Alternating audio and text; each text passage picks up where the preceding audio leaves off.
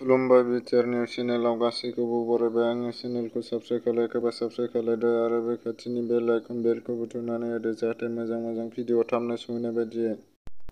कभिड-19 नि महरा फिन आरोबाव रायजोनाव महर लाफिनदों। मख'जाथाव दि मुलुगनाङैनो माहारियारि कभिड-19 नि थाखाय सुबुं माहारिया गोबां अलखदाव गोग्लैबोगासिनो दङ आरो बेखौ लानानै गोबां सम लकडाउन होनांगौ जादों। नाथाय दिनैनि समाव फिन मैया क'क्राझार ओनसोलनिफ्राय साबा सुबुंनि देहाया कभिड-19 नि पजिटिभ मोननो हानाया गोबां सुबुंनि गोसोआव गिख्रंथाव जानानै फैदों आरो खौरांआव मोन्नाय बायदिब्ला बे साबा कभिड-19 नि पजिटिभ सुबुंखौ आरएनबि देहा फाहामसालियाव थिसननाय जाबाय होननानै खौरांआव मोन्नाय जादों।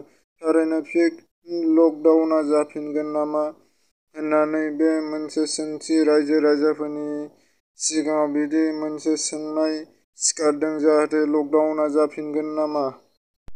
मख'जाथाव दि गोबाव समनिफ्रायनो गोदान दिल्लीआव आबादारि बिफानआ मोनथाम आयेननि हेंथायै सोमावसारनाय सावरायबोगासिनो दं आरो बे आयेनखौ जेखि जाया सोरखारा बोखांनानै लाफिननांगौ होननानै गोख्रों सावरायगासिनो।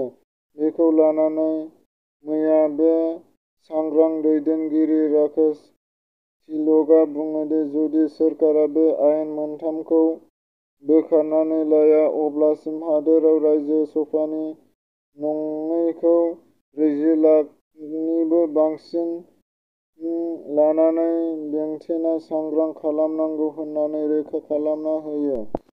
मैया दिसपुरनि राजनाथ भवनाव बिकेडब्लिउएसि नि इन्टारिम काउन्सिलआ समायखिरा लायो। गासै सा 14 सोद्रोमाफोरा समायखिरा लायो।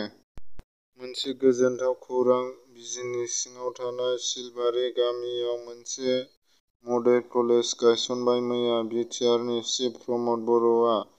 बिथाङा हारि जौगानायनि थाखाय गोबां खामानि मावलांनो हाथों आरो हारिखौ जौगाहोनायाव गोबां बिहोमा होनो हाथों।